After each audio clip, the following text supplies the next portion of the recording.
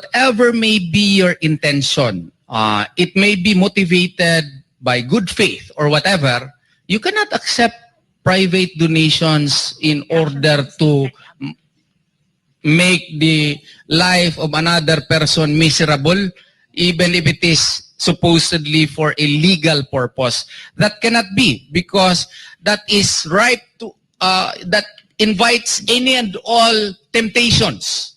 Oh, kasi may rumor na tatakbo siya pagka senador. Oh, so kumbaga, rumor lang yan.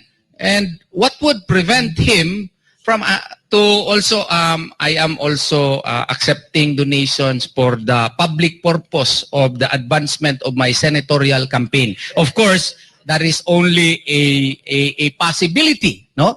I'm not saying that he is doing it, but the danger that would arise if we would allow that to happen is really there. And that is why Republic Act 6713 is precisely crafted in order to curtail any and all such possibilities. All right. Thank you very much, Attorney Torion. Gusto ko lang po kunin ng statement ng lahat, pero unahin ko muna yung sa KOJC na side. Ano? Ito yung kasi, since na-mention na natin si Secretary Abalos of the DILG, sinabi niya, sa recent press con niya, and I quote, "Pinatapakan ang sistema ng pamahalaan, parang niyuyurakan. Magsaserve ka ng warrant, parang ikaw pa ang masama. Simple lang, ang batas ay batas.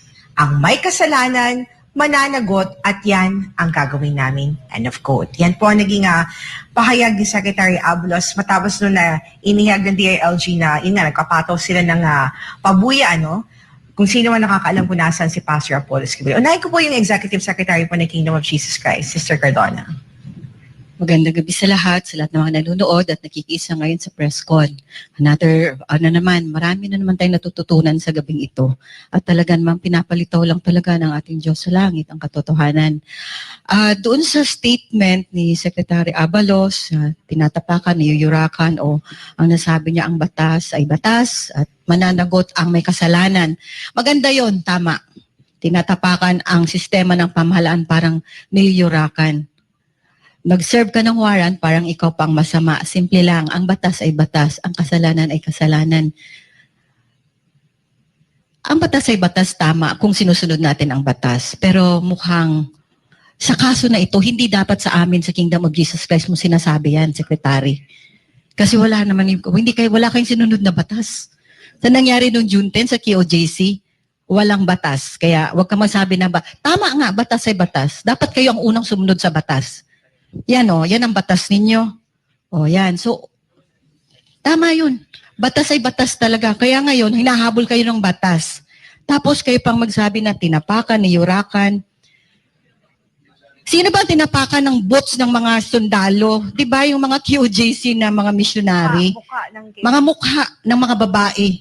Yun ang tinapakan. Yan nga yung sinasabi mo na pinag-aralan, talagang pinagplanuhan. Yan ang pinlanod nyo na gawin noong June 10. Kaya, salita kayo ng salita, nahuhulog na talaga kayo sa sarili ninyong mga hukay. Sa totoo lang I'm not saying this because I'm saying this because this is what the truth is. Nakikita naman ng buong mundo ang nangyari. Kaya pag sinabi niyong managot ang dapat managot, ang may kasalanan ang dapat managot, tama din yan. Ngayon, sino bang may kasalanan? Sino bang dapat managot? Ito na naman, babalik na naman namin sa inyo. Kasi ano bang kasalanan ng Kingdom of Jesus Christ? Ano bang kasalanan ni Pastor Kibuloy? Meron na ba? Napatunayan ba? Puro false accusations yun. Puro false allegations. Pero para sa inyo, parang kriminal na si Pastor at ganun kayo kung umasta. Bakit hindi yung mananagot dapat ang hulihin ninyo, habulin ninyo, lagyan ninyo ng patong sa ulo? Yun ang dapat. No, yung mga magnanakaw dito sa gobyerno, yung mga smuggler, yung mga drug addict, yung mga drug lords, yun yung mga makasalanan. Hindi ang Kingdom of Jesus Christ, nagkakamali kayo. Wala dito yung sinasabi ninyo. Binabalik ko sa iyo. No, Secretary Abalos, yung batas ay batas, tama. Dapat ikaw ang unang sumunod dyan. Pero wala kayong ginawa ganun. Sinabi nga ng ating mga lawyer, napakaganda ng in-explain nila, Attorney Torion, sa lahat ng ating mga legal counsel na nandito, totoo, yung batas lumipad na, wala ng batas dito sa Pilipinas. And this government has become lawless. Kaya yung mga Yun ang magiging statement ng Kingdom of Jesus Christ. Lahat ng sinabi ni Secretary Abalos, sa kanya babalik yun. So, sumunod ka sa batas, Secretary Abalos, at lahat ng mga sino pa man ang mga kasama ninyo, yun dapat. Tsaka yung yurakan, tinapakan, kami yun, hindi kayo. Huwag kayo magpa-feeling victim kasi alam na ng buong mundo ang nangyari. So, yun lang ang maging statement ko. Kaya, magpakatotoo tayong lahat. At yun na nga, ang sinabi nga ng ating Ama sa Langit, sama ng kanyang mga salita, nothing is hidden from God.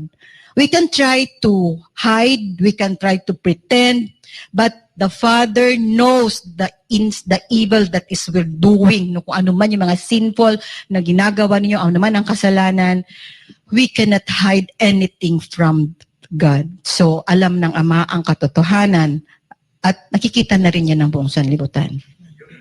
Brother Carlo, would you like to add? Yeah, may dagdag lang po, no. Una, balikan ko lang yung direction pala yung plano nilang kukunin yung mga kingdom properties. Ang Kingdom Nation po at si Pastor Kibuloy, ni isang sintimo po, wala po kaming ninakaw sa inyo. Kayo po ang nasa gobyerno, ang mga magnanakaw. Ni isang kusing, ang Kingdom Nation at si Pastor Apollo C. Kibuloy, wala po kaming ninakaw sa inyo. At ngayon, kukunin nyo ang mga kingdom properties. Dugo, pawis, luha po ang ininvest namin. Binuhos po namin dito para sa mga kingdom properties buong sanlibutan nito. And because of your evil and envious eyes, kukunin nyo sa amin po. Hindi po pwede yan. At ikaw, Secretary Abalos, di ba? Lawyer po kayo. Ako, hindi po ako lawyer. Pero in my ordinary mind po, makikita nyo yung statement po ninyong ito, puro po ito kabalbalan. Yung sinabi nyo po na magsiserve ka ng warrant parang ikaw pang masama. Totoo po yun. Kayo po talaga ang masama. Kayo po talaga ang masama sa pagsiserve nyo ng warrant. At sinabi, niyuyukaran at saka tinapak-tapakan, yurakan at tinapak-tapakan. Yung pagpapakita nyo po ng wanted na mga pictures, ito po, yung mahal po namin na Chief Administrator, Sister Ingrid Canada. For more than 40 years, nandito na po yan sa Kingdom Nation. Siya po ang aming Chief Administrator dito. Wala po siyang criminal record. At yung binabalandra nyo po ang pagmumukha po niya. Brother Crescente Canada po, ang aming pong barangay captain sa Tamayong. Mga mababait po yan, mga full-time miracle workers ng Kingdom. Jacqueline Roy, main musician po yan ng Kingdom Nation po. Sylvia Simanes, one of the coordinators po. Sila po, lahat, nakabalandra po Pero yung hinuli nyo po, yung suspect, ito suspect, nahuli, nasa kamay nyo na po. Yung nagpas lang sa magkasintahan. Tinabunan nyo po yung mukha, hindi naman po naka-blur. Biruin nyo yan, sino po nagyurak ng karapatan? Kami po ba dito sa Kingdom, wala pong human rights at sila po may human rights, hindi nyo po pinakita yung mukha kasi nga may human rights sila. Yung driver ng van, ng Alitagtag, Batangas drug bus ninyo, na para bang drama-drama lang. Yan naka-blur po yung mukha. Naka-blur po yung mukha. Tapos, ano pong pinagkaiba? Ito po, droga pong involved niyan. Ito sa amin, wala pong napatunayan, hindi nga nahuli. Di ba? Pilit nilang nakabail nga yan. Tapos, we present, pumunta doon personally po yung ating mga Kingdom full-time miracle workers po, sila, Ate Ingrid po, lahat po sila. Kasi available naman po yung kasong yan. And now, you are displaying their faces, yung mga picture po nila, na as if they are the greatest criminal. Sino po ang nag-apak ng karapatang pantao, Secretary Abalos? Compare to these people na nahuli nasa yung kamay nyo na and then telling us na because of human rights, to preserve their human rights, hindi pwedeng ipakita yung mga mukha nila. At ito, Chief Administrator po namin sa Kingdom Nation, nagsakripisyo po para kasama po namin mahal pastor para po sa bansang kaharian, nagturo po sa amin ng kabutihan. Inosente po. Binabalandra nyo yung pagmumukha po nila dyan. Sino po ngayon ang nag-aabuso ng kanilang otoridad at kapangyarihan? Kayo po na nasa gobyerno. Sino po ang masama ngayon? Hindi po kami, kayo po na nasa gobyerno. Especially po, ikaw po, secretary ka pa naman ng Interior Local Government, Abalos. At may angas at may kakapalan pa kayo ng mukha. Telling in our face, especially you, PNP Chief Marbel, calling our pastor, he is not a pastor. Who are you? Sino po kayo para sabihin po na si Pastor Apollo C. Kibuloy hindi po pastor at fugitive po siya ng batas? Sino po kayo? Ikaw, babalik ko po siya yung tanong. PNP ka naman, chief ng PNP, Philippine National Police. Di ba dapat chief ka ng Philippine National Police at you have to serve and protect us na mga mamamayan ng bansang ito? But you are not serving and protecting us. You are serving and protecting sa interest ng mga politiko na pinaglilingkuran po ninyo. And you have the guts at kakapalan ng mukha na tawagin po si pastor na hindi po pastor. Kayo po, chief po ba kayo ng pambansang pulisya ng Pilipinas?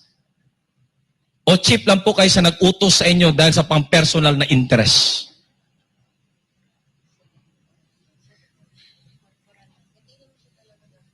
Ito po mga kababayan, buksan po natin mga mata. Sa gobyernong ito, wala pong umiiral na batas.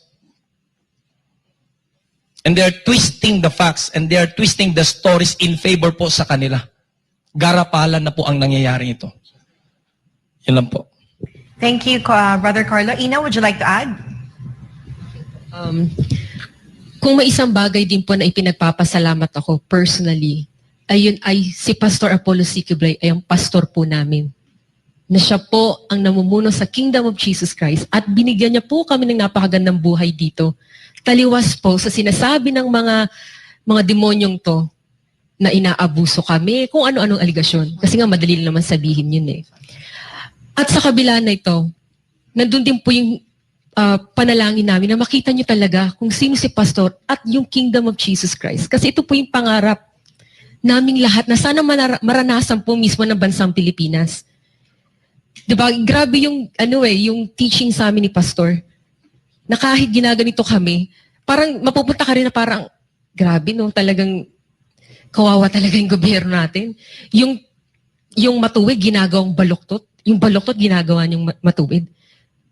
Diba? Imbis na nagpo-focus kayo dun sa totoong kalaban ng bayan, kami po ang pinag-aaksayan nyo ng oras. Kami nga po yung willing to. Si Pastor po unang numero 1 tumataya para po sa interes ng ating bansa. Isa-isayin pa rin natin, di ba? Yung mga humanitarian po ni Pastor, ever since po maliit pa po ang ministry, wala pong pera mula sa gobyerno yun, di ba? Lahat po ng kalamidad, doon po agad si Pastor. Kahit nga po ng Yolanda may cameraman o wala, tuloy-tuloy po ang pagbibigay po ng tulong ni Pastor. Hindi po siya politiko ha. Hindi po kami nananawagan, iboto niyo si Pastor o kung ano man. Hindi po kami nandiyan para, kayo dapat maging member po kayo ha. Hindi. Yan po ay totoong pag-ibig sa kapwa. Yan po ba, ginawa niyo yan? Nang walang kapalit? Una-una sa lahat, mandato nga yun ng gobyerno Pero hindi po namin ito sinasabi dahil kami po ay naniningil. Kundi gusto lang namin po i-remind sa inyo. Baka kasi nabulag kayo, nagdilim na naman ang paningin ninyo, na ito po dapat yung mas lalong pinapalaganap natin. Bakit mas madali sa inyo na paniwalaan o tanggapin yung mga aligasyon? Nangiilan lang na lumabas dito na ang kredibilidad ba ay napatunayan nyo? Nasa na yung sinasabi natin na, di ba, ang isang tao inosente hanggang mapatunayan? Ang nangyari po kasi ngayon, guilty ka, patunayan mong inosente ka, ay baluktot na naman po ang nasa pag-iisip natin. Bangag na talaga. So, pagkakataon, kailangan naming magdusa, imbis na tuloy-tuloy po tayo sa pagtulong, imbis na kayo po ginagamit yung pera ng taong bayan, sa totoong pagsisilbi, inaaksayan nyo, hindi naman kami totoong kalaban ninyo. Sino mga biktima ang sinasabi ninyo? Yung mga NPA, dami talagang biktima, Diba, higit 5 dekada na po silang salot ng bayan. Pero kailanman, hindi ko nakita yung ganitong yung kabilis. Congress, Senate, DILG, PNP, ang bilis, in less than a year. Bakit? Kanina na-mention na rin ni Ka Eric ng ating mga kasamahan dito. Dahil daw, posible dahil din kay Duterte. Diba? Kasi napakalaki po ng support. Ever since mo po magkaibigan talaga sila. Kayo lang po nagbibigay ng masamang pagtingin dyan Ever since kahit sino pong politiko, tinatanggap po ni Pastor dito. Minsan nga tanong ka rin, sabi ko, parang hindi pa po ako part ng kingdom. Sabi ko, corrupt to eh. Bakit doon nandito? Bakit siya pupunta dito? Pero si Pastor, alam mo yung pag-asa na makaka-impluwensya tayo ng kabutihan sa kanila. Ganun pa rin kalinis eh. Hindi na mo kami sumusuporta sa anumang korupsyon. You know, through the years po, nakikita nyo. Nasaan na po itong mga politikong ito? Nanindigan din po ba kayo para sa bansa? Nanindigan po ba kayo sa katotohanan? O tuwing election lang naman kayo nang magmamagaling? Nagpapapogi points. Kayo po, Secretary Abalos. Ayoko sabihin to, pero parang yung mga trapo kasi, alam niyo, bigla nagpapapogi points, sa labas sa kung anong-ano, mga TV show or teleserye, gagawin mabango, ano ba naman yan? Come on, ano ba? Iangkat na natin yung antas ng ating kamalayan. Magsimula rin po yan sa ating mga leader. Ginagawa mo hero yung sarili mo, di ba? Una pa, biktima ka, mamaya ikaw ay na ang bida. Nililigtas mo, sino yung mga inaapi? Imaginary? Para lang pagandahin nyo sa mga imahe ninyo? Yung ating kalikasan din. Di ba? Inuulit-ulit po natin to. Exhibit A ni Pastor, di ba? Glory Mountain and Prayer Mountain. Hindi nga po inasikaso ng ating pamahalaan eh. Nanghingi po ba si Pastor? Uy, bigyan nyo kami dito ng ng milyong-milyong pera. Hindi. Sa pagkakaisa po ng mga manggagawa, misyonaryo, miyembro po ng Kingdom of Jesus Christ na binago po ni Pastor. Ayan po, napakaganda. Yan po ba ay magagawa ng isang tao na madumi ang utak? Na demonyo? Hindi po. Yan ay totoong pag-ibig po. Kailan niyo po narinig si Pastor nang hingi ko kanino politiko, ibigyan niyo kami ng pera dito? Hindi. Ikaw mismo, Bongbong Marcos, witness ka dyan. Tumaya. Hindi dahil meron gusto si Pastor, kundi nangako ka na ipagpapatuloy mo yung magandang naumpisahan ng Duterte administration. Nakita yung resulta, di ba? Most trusted, di ba? Highest rating po na Pangulo. Nasaan na po yung mga pangako natin yan? Ito na ang peace talks. Di ba? Ka Eric, mamaya, di ba? Maano mo rin yan. Gaano po kadelikado itong peace talk na gusto pong pasukin na naman ng Marcos administration? Peace talk sa mga komunistang teroristang grupo? Ito na patunayang totoong kalaban ng bayan? Totoong mga pumapatay ng tao? Mga kabataan? Mga kapatid nating katutubo, kababaihan? Bakit hindi po yung pag-aksayahan natin? Yung pong tutukan natin? Ang kahirapan, dinadaan nyo sa ayuda? Tapos ang proud na proud kayo pupunta ka ibang bansa? Fake news din naman yung mga yung mga sinasabi niyo may investment eh. Pinapabango lang naman niyo talaga yung mga imahe ninyo eh. Pero hindi niyo po may tatagong katotohanan. Kasi kami dito, tinuruan po kami ni Pastor, anumang mangyari, expose po namin yung katotohanan. Tumatanggap po ba kami dito ng pera?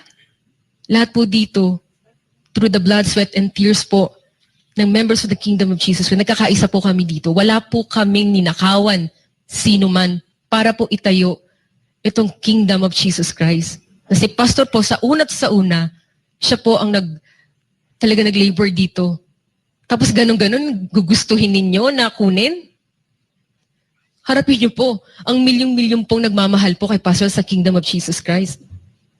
O baka naiinggit lang po kayo dahil ang tulad po ni Pastor, na nagsimula sa wala in less than 4 decades, natayo niyo po ang Kingdom of Jesus Christ. Hindi lang po dito sa Pilipinas, kundi abroad. Marami na pong mga, kahit hindi po taga KOJC, ang nakaranas po kung paano po mamuhay ang kingdom. And yet, hindi po namin pinagkakait po yung mga blessings po natatanggap namin. Kayo po mismo, kaya nga inuulit-ulit namin hindi po kami yung kalaban ninyo, hindi po si Pastor. Ang kasaysayan po natin, yung mga totoong bayani natin, yung mga tinraidor din yun eh. Dito, binahagi na rin po dati ito ni Pastor, may mga lumabas dito, nag-traidor sila. Pero bakit parang mas gusto nyo silang paniwalaan? Ginagamit lang naman din nyo sila. So wag niyo pong sirain si Pastor sa harapan namin. Kasi insulto yun eh. Iniinsulto nyo kami. Lahat po ng mga gandang ginawa, parang nabulag na lang kayo. Sa information war. Ito na lang din sa SMNI, nagtataka talaga ako eh. Kasi ngayon lang naman talaga nangyari na merong network na nag-expose sa deception ng mga komunistang teroristang grupo na sinasabi nyo pa red tagging. Ay nako, minsan din po tayo naging bahagi niyan. Yung isa pa nga dyan na ahas sa kongreso, nagkasama pa kami yan. Ewan ko lang kung matatandaan niya ako, ha? Yan ay ano yan, summa cum laude pa yan sa UP Visayas. Ano? Ang Kabataan Party List ba ay CPP, NPA, NDF? Meron ka mga na-recruit na namatay na ngayon. Asan ang konsensya? Ang dami na po nagpatotoo kung paanong inaahas ng mga komunistang teroristang grupong ating gobyerno. Pero bakit nagbibingi-bingihan, nagbubulag-bulagan, kayo mismo dyan nasa gobyerno? Kasi ano, nakikinabang din ba kayo? Gumising po kayo. Gumising po tayo mga kababayan. Huwag po natin tanggalin, huwag po natin patayin yung mga totoong tao po na tumataya para sa ating bansa. Hindi po yan ang pagiging Pilipino. Maraming salamat. Ana? Yes, yes, sir. Baka lang kasi makaligtaan dahil sumasarap yung usapan eh. Kasi kanina, ilang beses ko narinig yung Republic Act 6713. Baka sabihin, okay lang. Ganun naman ang estilo ngayon ng mga nasa gobyerno eh. May batas. Sige, may batas. Pwede naman may ikutan yan. Pero may parusa ba yan, attorney? Yung violation? Meron po. Our good secretary should perhaps read Section 11 of Republic Act 6713. If you will read it, Section 11, if my memory serves me right, violations of Section 7, 8, and 9 of Republic Act 6713, if he is found guilty, would be liable to 5 years imprisonment and a fine of 5,000 pesos and disqualification from public office. No? Hindi naka-indicate kung permanent ba or temporary, but as a general rule, if there is already imprisonment, so baka madali siya dito, no? Para walang basahin na lang talaga natin yung batas, baka sasabihin na gawa lang natin 6713 Section 11. Tingnan natin. Ang nakasabi po dito ay sino bang naka-access na diyan? 11 para sigurado. Section 11 iho. Yan. Nandito, penalties sa last sentence. Violations of Section 7, 8, or 9 of this act shall be punishable with imprisonment not exceeding 5 years. Not exceeding 5 years. Or a fine not exceeding 5,000 pesos or both. And in the discretion of the court of competent jurisdiction, disqualification to hold public office. Tapos paragraph B nakasabi, any violation hereof proven in a proper administrative proceeding shall be sufficient cause for removal or dismissal of a public official or employee even if no criminal prosecution is instituted against him. So automatic tanggal ha? Tanggal po siya, boss. Oo. Tapos meron pa. C. Private individuals, yung nagbigay. Yung si friend. Yung friend who participate in conspiracy as co-principals, accomplices, or accessories with public officials or employees in violation of this act shall be subject to the same penal liabilities as the public officials or employees and shall be tried jointly with them. So, kasali sila. Parehong penalty ha? Pareho sila po ng penalty. Pagkulong-kulong. May pumasok dito, Misana. Hindi ko papangalanan ng kumpleto. Pero ibabato ko ng patanong. Secretary Abalos, parang dapat ka na mag-impake bukas. Kasi even absence of prosecution, the evidence and the commission of the crime by your play of bounty, patong-patong sa ulo ni Pastor at sa mga leaders and ministers of Kingdom of Jesus Christ, no need na kasuhan ka when the evidence are already very clear, mag-impake ka na. Huwag mo nang antayin sipain ka ni Marcos Jr. sa pagiging Secretary of the ALG. Very clear. Yung batas. Abogado ka, mahiya ka. Kasi pwede kang madisbar dito. Ito ay gross ignorance of the law at hindi ka dapat binigyan ng lisensya bilang abogado kung hindi mo alam ito. So maging paki ka. Itong tanong, sino si MC?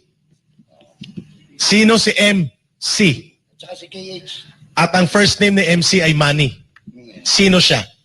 Siya bang friend? Ito daw ang real kingmaker, hindi si Vic Rodriguez. Sa gobyerno ni Marcos, lalo na pagdating kay Abalos. Sino si Manny C? Sino siya, Secretary Abalos? I-involve ba siya dito? And I like, hindi ko kukumplituhin, but I know him. Kilala ko ito. At malalim ang mga taong ito. Pwede naming ikamatay pagkatapos ng press conference kapag kinumpleto ko ang apelyido niya. Sino siya? Yun ang tanong sa kanya. Involved ba siya dito? At siya bang nagpapatakbo ng PNP at ng buong DILG sa likod mo? Sino si MC? Secretary Abalos. Be transparent about that. Number 2, I like the word or the words uttered by Sister Eleanor. This government has become a lawless government. That is an imprimatur of decision coming from those who are not involved in politics. Sa mga ordinaryong taong bayan, to call this government a lawless government ay napakatindi po yun. Why? Secretary Abalos, dapat ka mag-resign, kayo ni Marbil. Number 1, inilagay po ninyo sa napakadelikadong kalagayan ang buhay ni Pastor Kibuloy, ng mga ministers ng Kingdom of Jesus Christ, ng kanilang mga pamilya at mga kapanalig at mga kasapi ng buong KOGC. Because sa bounty na inilagay ninyo, ay walang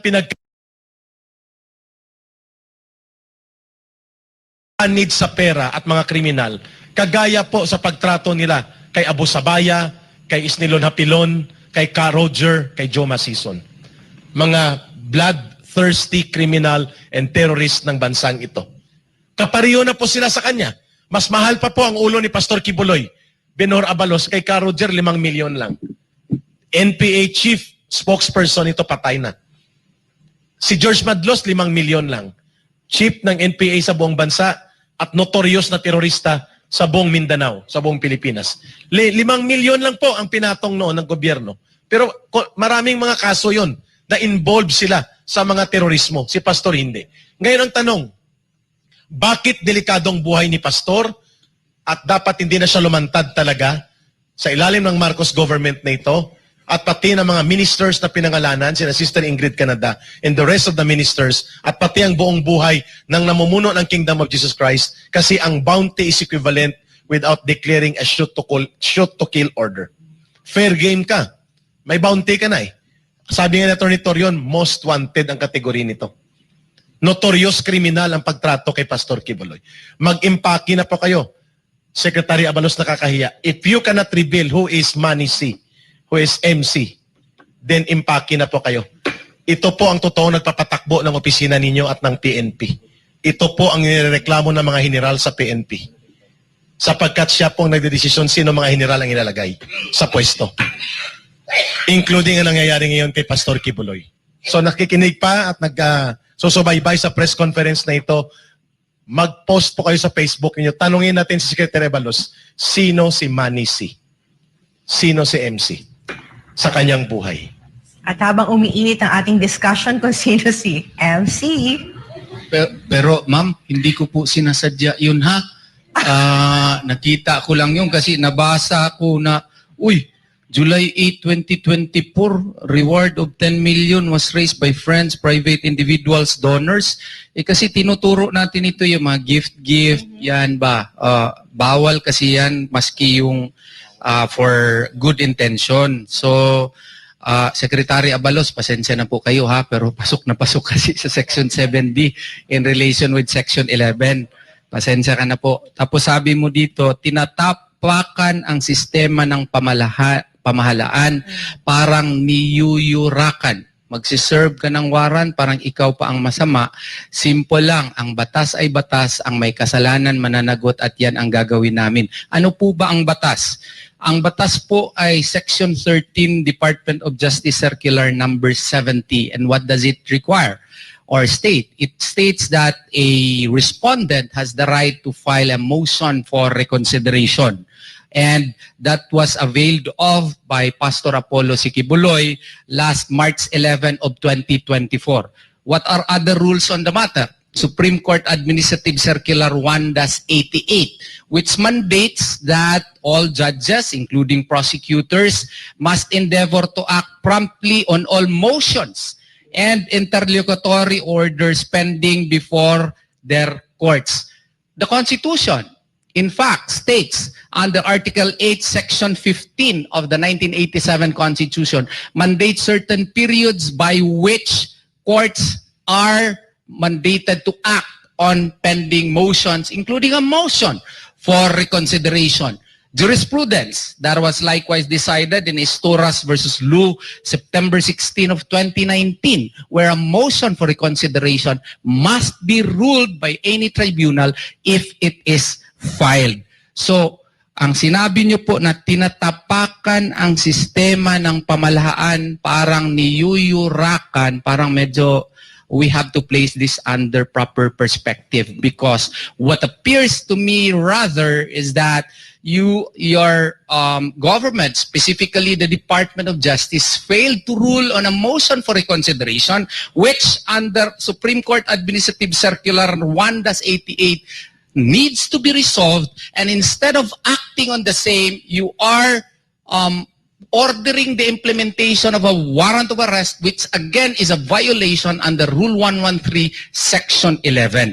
So kung baga, ang batas ay batas, bago ka mag-serve ng warrant, dapat sana sinugurado na marule mo na yung motion for reconsideration para naman due process requires that we can raise the matter on certiorari before the Court of Appeals, which is the right of Pastor Apollo Sikibuloy, so that the Court of Appeals Justice can take a look at the resolution which was rendered hastily by the Department of Justice, and so that they could have their own day in a proper court. So, kung baga nga, ang parang nakikita po namin dito, ang batas ay batas nga.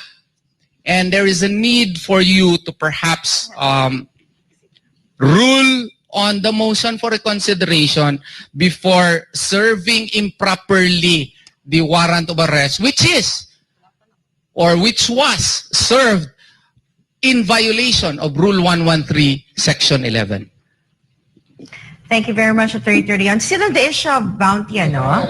Yes, would you like to add, Attorney Adam? I would like to add what Dean Torion said, particularly itong comment natin sa statement na tinatapakan ang sistema ng pamahalaan, parang niyuyurakan. Because for me, it seems to be ironic that the person who is challenging or who is telling us this is the one who violates the very government process that we have set by law. So particularly, just to add the legal citations made by Dean Torion, number one is yung ginawa doon sa Congress with respect to the hearing there. The trial by publicity is already a violation where people are already giving the impression that Pastor Kibuloy and the team are already guilty of the accusations despite the fact na wala pang ang trial. And in fact, it's not the right forum to discuss that. Second is with respect to the excessive and disproportionate implementation of the warrant of arrest during the June 10 incident. So, with respect to that, it's already a violation also of Article 3, Section 2 in relation to Rule 113, Section 12. So that is already, those are examples, concrete examples na kayo mismo yung yumuyurak sa parameters ng batas na sinet mismo ng Estado. So, batas ay batas. Tama yung sinabi ninyo, at ang may kasalanan ay mananagot. Kaya nga, we are preparing all these cases, building up cases against you because we know for the fact that The law is law and no one is above the law. Even you can be liable for this. Thank you very much, Attorney Ada. May gusto pa mong dumagdag? Yes, if I may Yes, add Attorney po. Kay. So, since very di ba, parang ang statement kasi ni Abalos, tinatapakan ang sistema ng pamahalaan, parang niyuyurakan, magsaserve ka ng warrant, parang ikaw pa ang masama. At yan ang gagawin namin. So again, the primary duty of the government, of the state officials, is to protect, to serve the people. It is your duty to protect our life, liberty, and property. Remember, going back to June 10, the day of infamy, dalawang indigenous peoples ang namatay. Minors were handcuffed. Minors suffered psychological trauma, experiencing hallucination. Ganun ang trauma na ginawa ninyo because overkill. Going back, parang simple lang, batas ay batas. There are parameters when can you use yung overkill na yon, yung sobrang sheer number of CIDGs, presence na may na full battle gear pa, ilang battalions pa, diba? Even indigenous peoples, Muslims, private citizens, their lives, their properties were ransacked. Again, going back, ang batas ay batas. Go back to the constitutional guarantee. Article 3, Section 2, diba? No person shall be deprived of his life, liberty, and property, and there should be, we always have the right from unwarranted search and seizure. That is inviolable. Imagine niyo, parang yun nga, even yung one Muslim brother in Prayer Mountain has already said, parang na to martial law na to.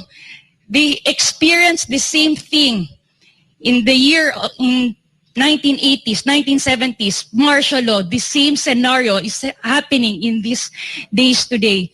So ganun po, again, balik tayo. You have the prime duty to protect, to serve the country, and also especially these marginalized people, these innocent, these private civilians. Kasi ang dami nang dinadamay eh. At saka number one, ang pinaka na-violate talaga ng human rights dito kay Pastor. Going back, everyone has the right to due process of law, equal protection of law. That is a constitutional guarantee. Nasa Section 14 yan. Due process. Balik kayo sa procedural na lay down na kanina ni Dean. Ano yung mga dapat nag-file ng motion of reconsideration. You have the petition for certiorari. Again, you are waiting for your response. It has to be speedy, impartial public trial. However, bakit nag-resort kayo agad to warrant of arrest na even dapat ang guidelines for warrant of arrest, you have a reasonable belief that the person is really in that area, that specific place. However, bakit simultaneous? Yan, isa. And also, bakit meron ng bounty? Diba? Go back, ang batas ay batas. Again, the parameters on when you can tell a person is one of the most wanted person, na lay down na din kanina yan.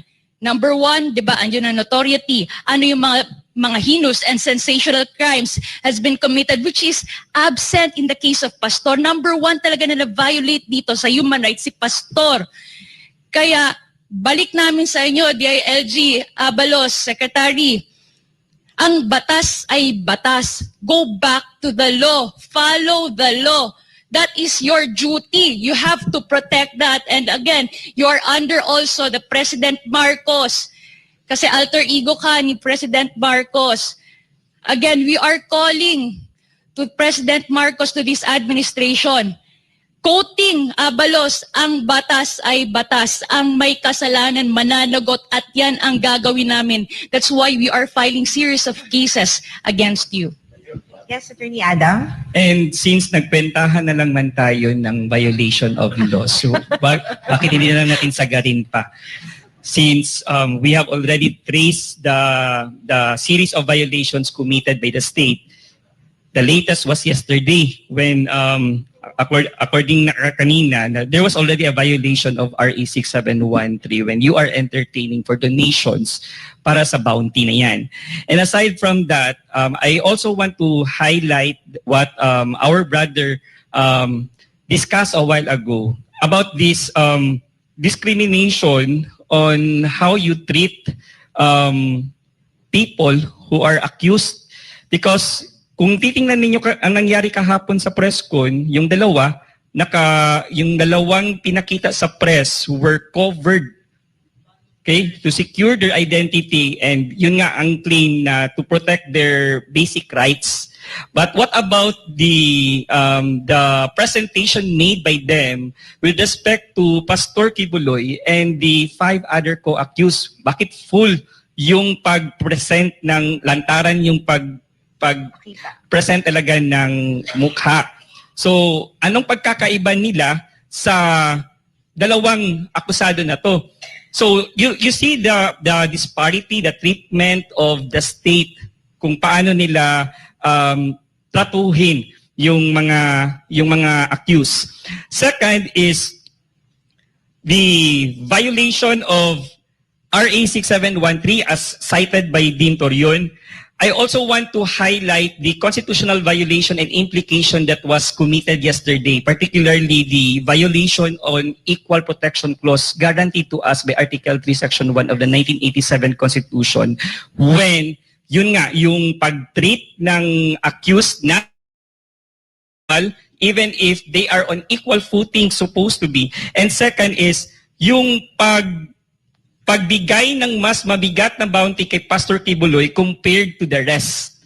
And how would you differentiate the case of Pastor Kibuloy na ganun kalaki yung binibigay na halaga na bounty, na meron pang mas maraming accused na nandyan na mas mabigat pa ang cases at hindi ganun kalaki yung bounty, ang iba pa nga walang bounty.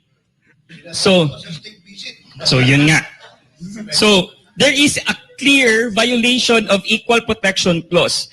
And assuming arguendo that there is really that donation, there is really that offer from private individuals, there is this a requirement also under the Constitution that since this is a public concern, it needs to be disclosed.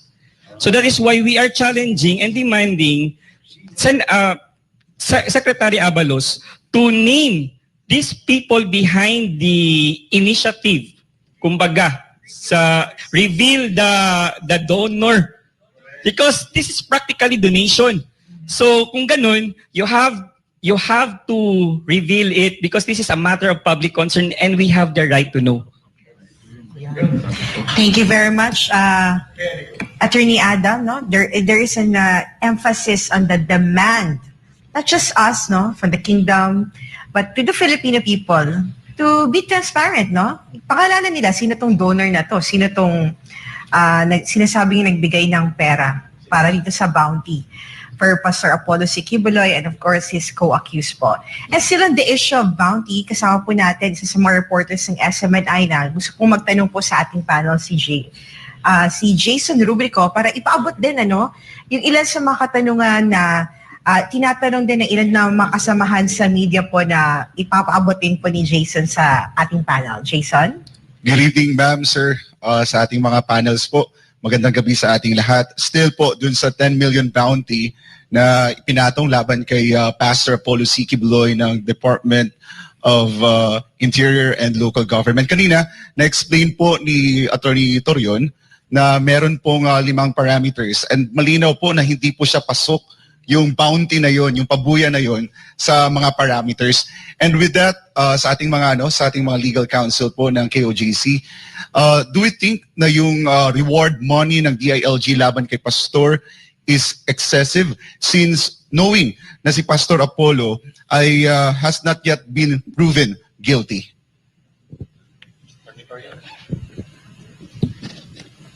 I believe so. That this is really grossly disproportionate sa kinakaharap na cases ni Pastor. And comparing the case of Pastor with the other accused having the same case or even heavier cases? Why do we have to treat pastor differently from the rest? So it's really grossly disproportionate. Even the treatment of Pastor Kibuloy, my proper term dyan, I want to use the term singling out of Pastor Kibuloy from the rest of the co-accused by giving a heavier or a more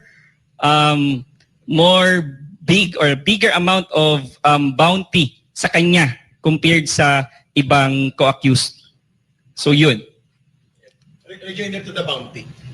It is very alarming right now nang lumabas itong bounty announcement ni Secretary Abalos against Pastor Kibuloy and the other ministers of Kingdom of Jesus Christ. Nag-react agad ang Communist Party of the Philippines at ang New People's Army. This is very alarming because before po magkaroon ng mga hakbang ang PNP at DILG against Pastor Kibuloy, the first group to label and use unfairly ang termino na Duterte Kibuloy Criminal Group ay ang CPP, NPA, NDF. They took off doon sa gawa-gawang testigo na hindi na inulit ni Hontiveros, parang Bicoy script, a certain Rene, na nanghakot ng sakosakong armas, si Sara Duterte at si Rodrigo Duterte mula sa helicopter ni Pastor Kibuloy sa Glory Mountain. And pinaniwalaan niya ng PNP kaya silang padala daw ng mga combat force at mga attack force ng SAP.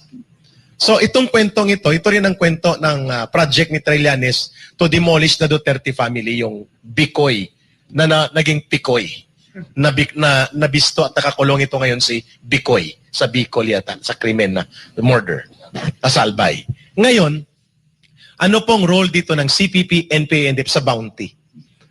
At pwede po bang sila ay makialam para mag-execute ng assassination against kay Pastor with a reward ng 10 million? Kasi humingi sila na gawing 30 million plus 20 million pa. Mga kababayan, pananagutan na po ito ni Marcos Jr. at na kanyang mga top leaders itong binuksan na naging fair game si Pastor Kibuloy at ang mga ministers ng Kingdom of Jesus Christ. The blood of these people, the blood of Pastor Kibuloy will now be in their hands kapag nangyari po ito. Sa US po ngayon, as we are talking here, ang Anakbayan USA at Gabriela USA, mga front and urban operators ng Communist Party at ng NPA nagpapaskil ng wanted posters ni Pastor at ng mga Kingdom ministers. Sa area ng port area sa Tondo, last week may ganito na rin sila, na alam na nila na pala nalalabas ito. So may mga wanted posters na pinalabas na. What do we mean by this development? The Marcos government right now is not only colluding, but rather shamelessly conspiring na magpatupad ng isang grand scheme of demolition, physical elimination, assassination, and even to the point of maruming laro sa politika na pagwasak sa mga pagkatao ng mga political critics, and they are taking off from Pastor Kibuloy and the Kingdom of Jesus Christ. Malinaw po ito ha. Ano po ang role dito ng tatlong party list sa Kongreso at ng Communist Party of the Philippines na inaalagaan? Pet ito ni Martin Romualdez, itong tatlong ito.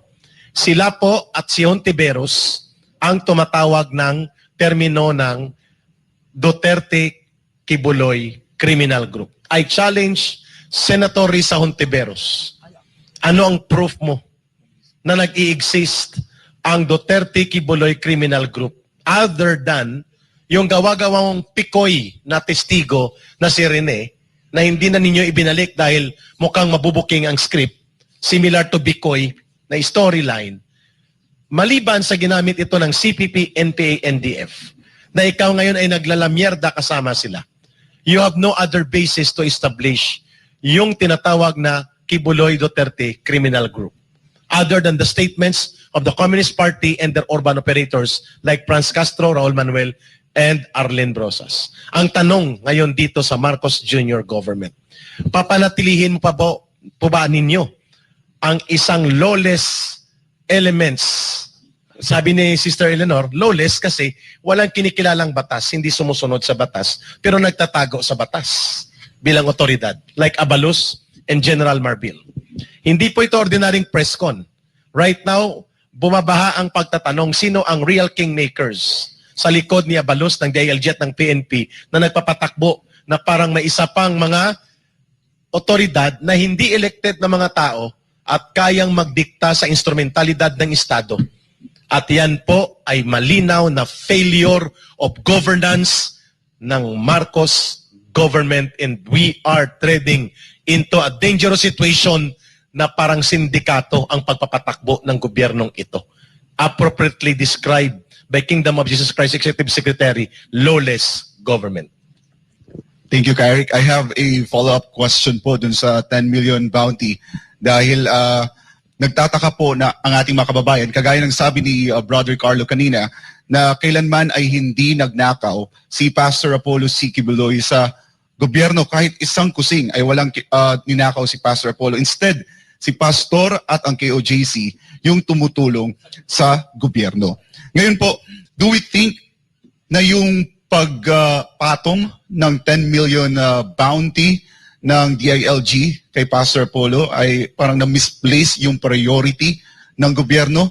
Kasi ang pinagtataka po ng ating mga kababayan na kung meron bang parehong intensity yung pagtugis ng gobyerno kay Pastor Apollo doon sa pagtugis sa mga smuggler, mga magnanakaw, mga drug lord, mga group, komunistang teroristang grupo, which is knowing this is the real enemies of the state.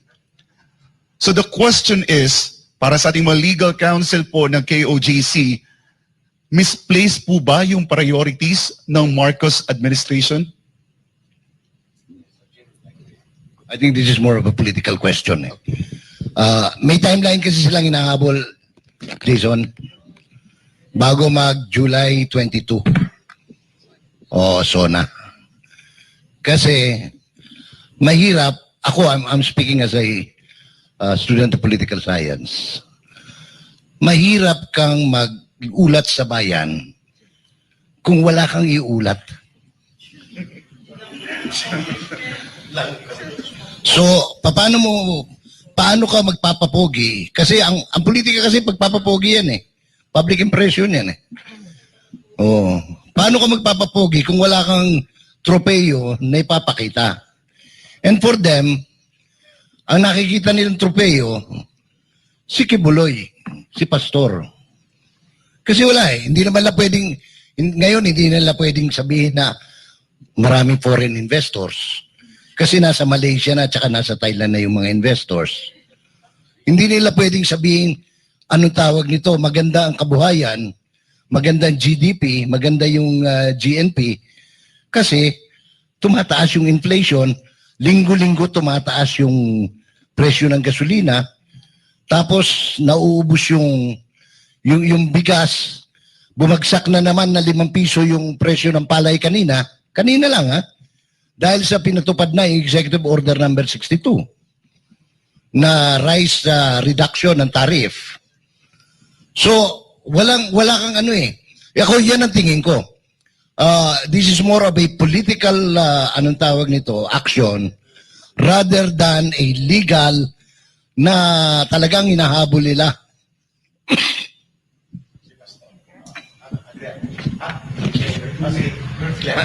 Attorney? Noong nagkuha kasi ako ng bar exams, 1997 yun. No? Medyo matanda na siguro ako. Merong salida ng sine noon, di ko makalimutan, Wag the Dog. No? So, sa salida na yun, na-remember ko, yung presidente was subject for re-election, pero hindi niya makontrol yung sarili niya. Na-involved siya ng sex scandal. Tapos naging issue yun. Ang ginawa nung kanyang advisor, mag-create tayo ng diversion. Oh. So, yung kanyang political advisor, si Robert De Niro, my favorite actor, nag-create siya ng special war sa Albania. Para ma-divert niya ang attention ng mga tao, hindi na mapag-uusapan yung sex scandal. Oo.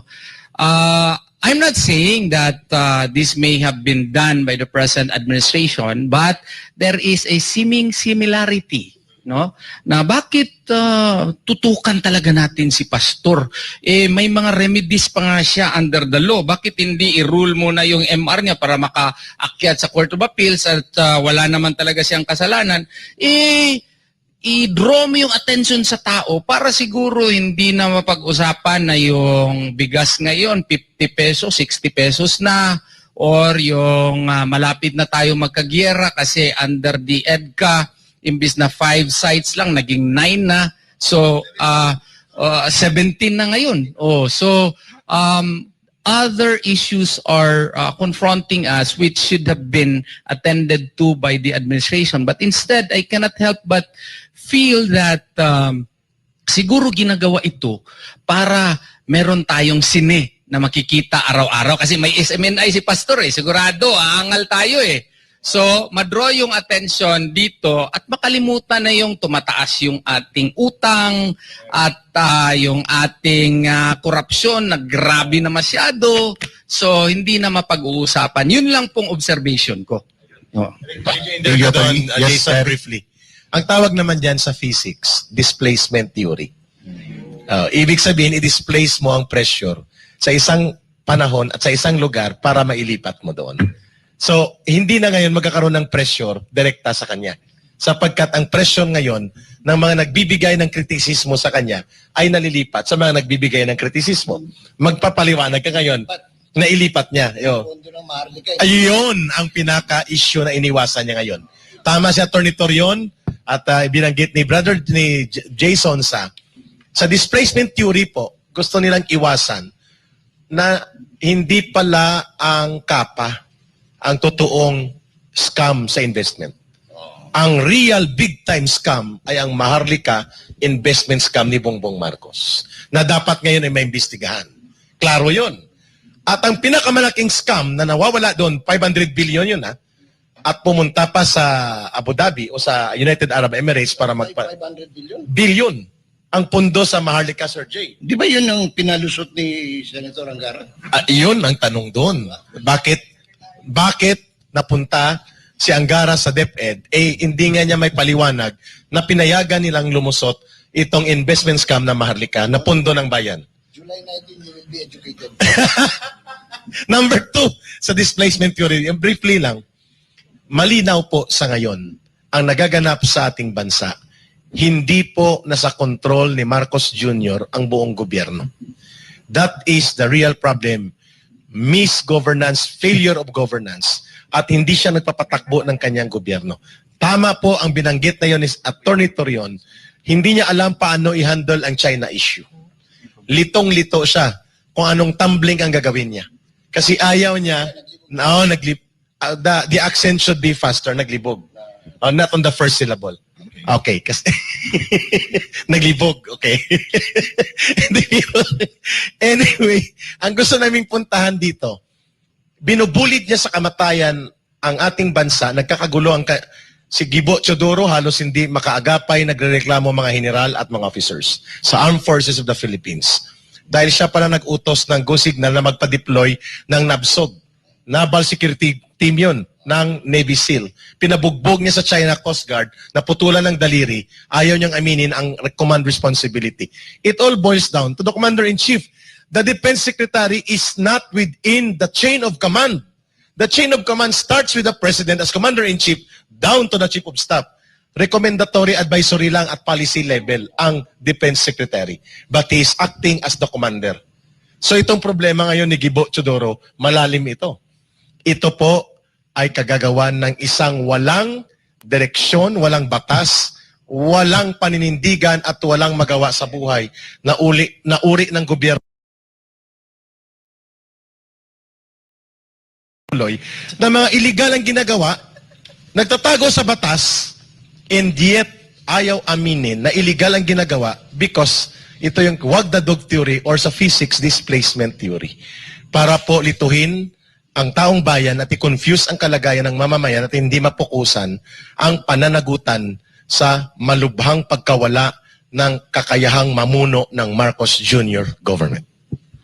I have last two questions, last two follow-up. Kasi parang napansin po ng ating mga kababayan, parang may misplaced priority talaga yung Marcos administration po.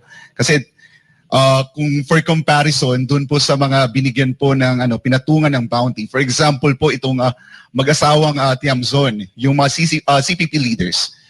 Ipinatong po sa kanila, knowing na napakarami na lang na commit na paglabag sa batas, 5.6 million pesos each. Pero kay pastor na hindi pa napatunayan yung kasong isinampa laban sa kanya, laban kay pastor, 10 million pesos. May we have your comments on this po? Sige, unahin ko lang briefly. I know that case. Si Wilma Chamson at Benito Chamson, although patay na mga ito, at naging karne norte na yata sa Samar. Sorry for the term. They really become literally corned beef. Sumabog sila doon sa bangka, sa enkwentro, ay convicted sa abduction. Parang kinidnap nila ang isang tinyente na naging general, kilala ko rin ito, at dinukot nila mga sundalo. They were convicted of that crime, and 40 years yata, attorney, reclusion perpetua is 40 years, tama po ba, attorney? Na-convict ito, tumakas. Fugitive talaga from justice kasi convicted ang mag-asawang ito. At tumakas na sila. At tama po kayo, ang reward money, patong sa kanila, ay 5.6 million lang. Bawat isa. Kay pastor, combined, ay halos magkapareho lang. Hindi pa convicted, wala pang trial, akusado lang. And by the way, the correct term, edlingaw.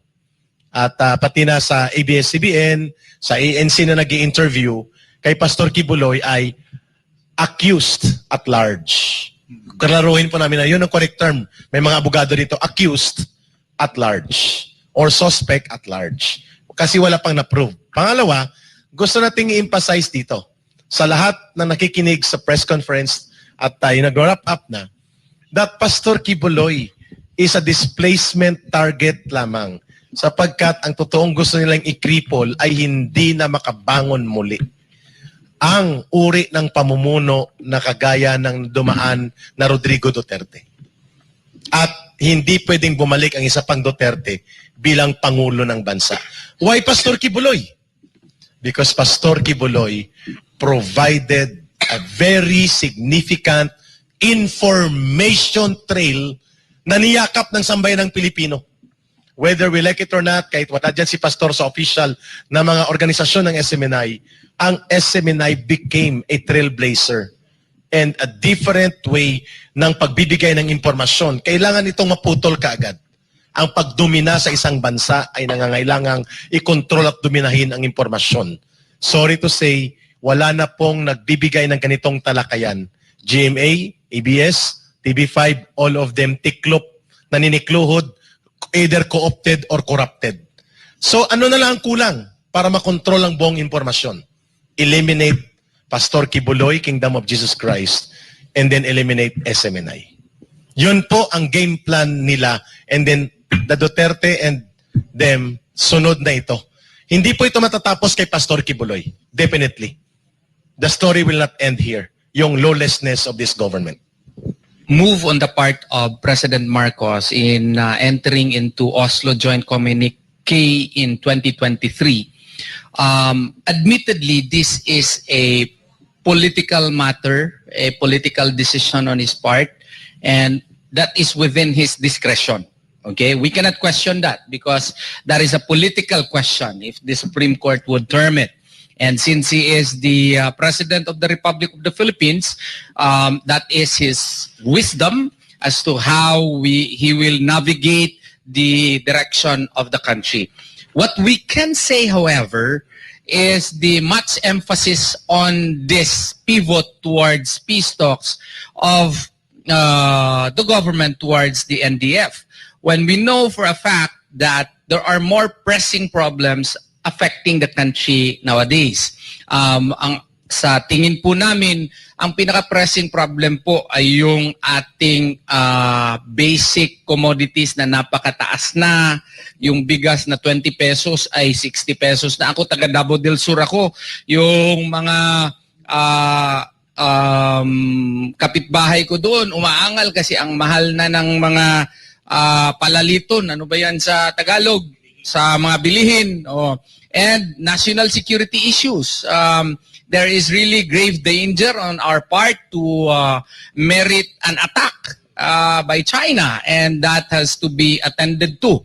Widespread corruption. I am a practicing lawyer and I can really feel the widespread corruption nowadays, which is a stark difference from the Duterte administration. No? Although meron ding pitsi noon, no? Pero mas grabe na ngayon. No?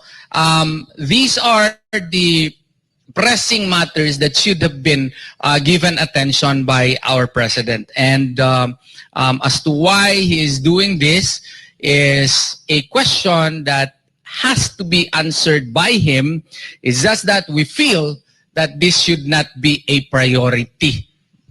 Yes, thank you so much, Attorney. I just want to go back again to this question because there's an information came out about still coming from the CPP. They want to add amount for the bounty. If I'm correct, yeah, that was 30 million for the head of pastor also, because we know that the CPP has two faces kasi. There's the illegal and there's the legal way. So talking about the amount equivalent to shoot to kill order, are we talking about because we're talking about the bounty hunters? The bounty hunters, there's a lot of organization. We don't know this in the underground world, but there's bounty hunters looking for this. Is this either Eric or Attorney, are this the legal way of doing this or the illegal way for the hunting of pastor?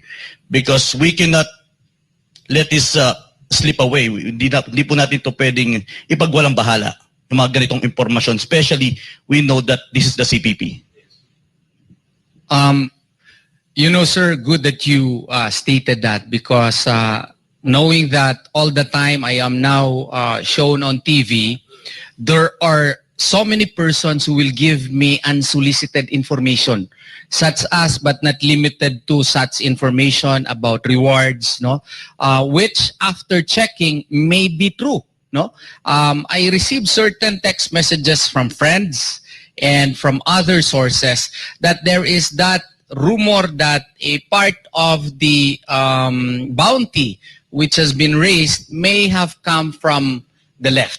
Yes, and it's not only 2 or 3 persons I received in the text messages, no, but once we verify it, parang kasi may pattern na. So, kumbaga, sana hindi ito totoo, and yung admission lang ni Secretary Abalos, no, is really dangerous, no? And as a matter of fact, his admission is actually, no, unwittingly, he may have admitted the commission of a crime, because indeed, if you put up a reward, the reward should come from the coffers of the government and not from private persons. Because indeed, if you will allow that to happen, what would prevent him from accepting gifts which are already in violation of PD 46 or direct bribery? No? Because direct bribery may be committed if he accepts gifts, even if it is for the purpose of doing some things which is not a crime. So, kaya nga, dapat sana iklaro natin na itong ginagawa nila kay pastor, no, hindi talaga makatarungan, and the amount itself really is mind-boggling compared to the other bounties that they raised as against real criminals. Thank you very much. Attorney, yes, would you like to add, Attorney Adam? I would also like to add this issue on putting additional amount for bounty, because this reflects or this shows the issue, or this raises a concern on the issue of intelligence fund. We have that allocated fund for that. Why are we depending right now on this donation made by private entities? Ano ba yung nangyari doon sa intelligence fund ng gobyerno mismo? At the same time, we have to consider that the rules clearly mandated that arresting an accused is purely governmental function. So meaning to say, there is now a question on the interest of these people who are really interested enough to sponsor or to add bounty just to arrest pastor, when in fact this is purely governmental activity. It's really a state movement supposed to be. Why is a private entity interfering on this and giving such amount? And a question of gaano ba or ano ba yung interest talaga nila dito sa likod ng pagbibigay ng pabuya? Yes. Thank you for pointing that out, Attorney Adam. But it is, just to clarify lang po, no, on the issue, kasi na-raise kayong information that there's a possibility ng shoot-to-kill order, no, kay pastor. Pero nasa kapangyarihan ba yun ng gobyerno? May otoridad ng gobyerno para ipatupad ng ganitong klaseng order sa ganitong kaso po ni Pastor? Attorney Trion. I don't think so. Just like the rules on self-defense, etc., in the first place, Pastor Apollo C. Kibuloy is not a known criminal. And there has been no record whatsoever indicating that he has committed a crime in the past or that he is a danger to the peace and order of and harmony of the community. So, issuing a shoot-to-kill order may be improper and, in fact, illegal. In so many cases decided by the Supreme Court, the police can only kill even an accused if there is likewise a consequent or imminent danger insofar as their persons are concerned. That is People versus Narvaez. So, if there is no imminent danger on the part of their persons once they are serving the warrant of arrest, they have no duty nor the obligation to kill the good pastor. So, wala pong basihanan po yun. Sa tingin ko po. Yes, Attorney Adam? A shoot-to-kill order basically is illegal and unconstitutional, while Article 3, Section 1 clearly provides that no person shall be deprived of life without due process of law. That clause, due process clause, also sets parameters when should the state takes life, and it is only when it is justifiable. And this shoot-to-kill order has no basis at all. It has no clear legal basis on why are you going to implement this just in case you are going to do it. So, meaning to say, hindi justifiable, hindi rin reasonable, and it is a violation of Article 3, Section 1 once you do it. Thank you very much, Attorney Adam. Gawin naman natin ang side ng KOJC, yung Executive Secretary po ng KOJC on the issue ng shoot-to-kill po. Sir Cardona? Sagad na talaga. So, wala akong masasabi, no, kung sa shoot-to-kill. Ewan ko, sagad na siguro yung kasamaan nila kung ganun pa yung gagawin nila sa ating mahal na pastor. Pero alam naman natin kung ano talaga yung katotohanan. So kung ano man ang mga balak nila, gawin na nila yung mga balak nila. Ano man ang balak nila, alam naman natin na hustisya at katotohanan pa na nang lalabas pagdating ng panahon. Thank you very much. If I may add, yes, isa lang talagang shoot-to-kill ang okay dun. Sugba, tula, kilaw. Shoot-to-kill. Brother Carlo, would you like to add? Okay, short lang po. Babalik tayo sa playbook na naman because this government is so desperate, no, para makuha talaga si pastor, ang ulo ni pastor. So gagawin nila lahat. So expected na po yan. Baka yung 10 million, aakyat pa po yan, mga shoot-to-kill, kahit ano pong gagawin nila na hakbang para makuha nila. Kasi nga, pumasok na po sila sa extraordinary rendition, assassination, at liquidation, kahit ano mga at all cost. Nabanggit nga nila, di ba? Madugo daw. Kaya nga, yung June 10, yun talaga yun. Yung gagawin nila, but they fail. They fail. Sa mga intelligence nila, as what Attorney Torion said, no intelligence at all. Yung intelligence na ginagawa nila, yun talaga, balikan mo yun. Para mo, mag-serve ka ng warrant, dadal ka ng mga batalyon, may bazooka pa, sniper, may chopper, kompleto lahat. lahat ng compounds papasukin at ang harap siya yung mga innocent na mga missionary workers, mga kabataan, mga matanda, bakit ka dadalhan mo ng mga matata sa kalibin ng baril, full battle gear pa yan? Lahat po yan. Ano pong purpose? Kasi nga, may playbook na sinusunod nila. Papatayin at papatayin po nila si pastor. Wala po dito sa compound. Wala po sa mga compound na sabi na nandyan po, nandyan talaga. Wala po. Sino pong napahiya ngayon? And then para pagtakpan yung hiya nila, kasi nahiya na to si Secretary Abalos Kasi grabe yung pag-aaral doon nila. Sa ginawa nilang ganito. Gagawa na naman sila ng another scenario na naman. Ganun po yun.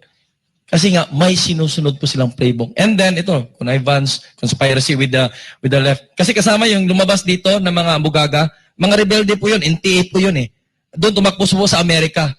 Doon po sila nagkasalubong. Pinagtagpo po ang tadhana nila. Doon po sa Amerika.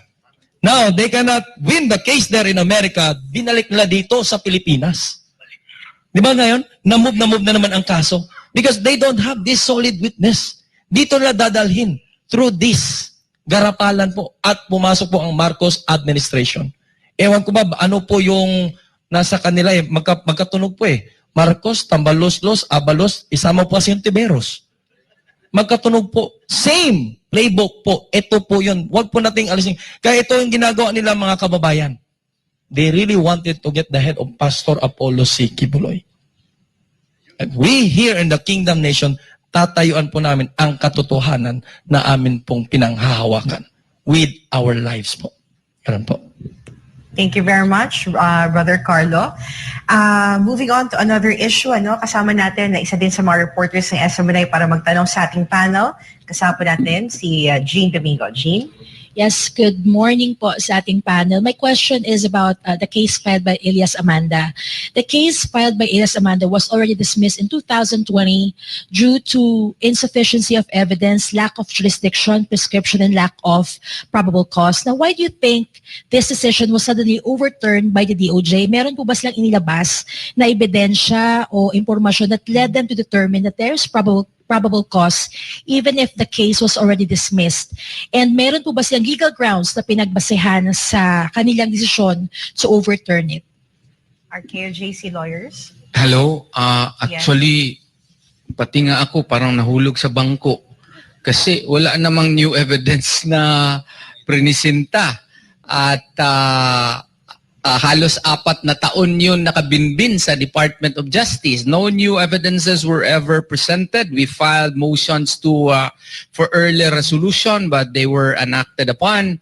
And the only thing that happened prior to the issuance of the resolution on March 3 of 2024 was the Hontiveros investigation in the Senate, no? When it became fashionable to, perhaps in her mind, to attack and malign the good pastor, suddenly, as if by cue, and as if there was a maestro trying to stage play all of the proceedings, meron ng resolution last March 3 of 2024 without any new evidences that were ever presented by the complainant in the case. No? Note that all of the cases were dismissed by the Davao City Prosecutor's Office as early as June 24, 2020. The motion for reconsideration was denied on November 23, 2020. The petition for review was filed on June 4 of 2021. And for more than 3 years, it stayed in the Department of Justice. But then suddenly, when the Senate investigation of Senator Hontiveros became a fraud by certain forces within our society, the resolution suddenly came out last March 3 of 2024 without no new evidences whatsoever being presented by the private complainant. And that is why we immediately filed a motion for reconsideration last March 11 of 2024. Unfortunately, until now, there is no ruling as to our motion for reconsideration yet.